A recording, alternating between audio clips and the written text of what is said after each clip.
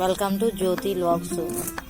ఈరోజు పుదీనా రైస్ కోసం గోల్గర్ మసాలా మొత్తం కూడా ఫ్రై చేసుకున్నాను. నూనె పోసుకుని తర్వాత ఉల్లిపాయ ముక్కలు టమాటా ముక్కలు వేసి ఫ్రై చేశాను.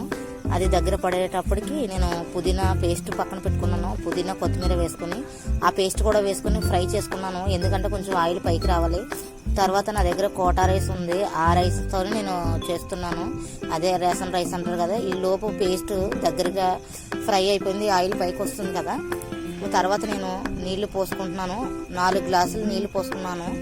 2 గ్లాసులు బియ్యానికి 4 గ్లాసులు వాటర్ పోసుకోవాలి. ఇదే గ్లాస్తో తీసుకున్నాను రైస్ కూడా. నీళ్లు కూడా అదే గ్లాస్తో తీసుకున్నాను. ఆ రైస్ తీసుకుని పక్కన పెట్టుకున్న దాంట్లో కొంచెం ఆయిల్ వేసి నానబెట్టి పక్కన పెట్టేశాను. ఎందుకంటే రైస్ టేస్ట్గా ఉంటుందని నేను పక్కన పెట్టాను.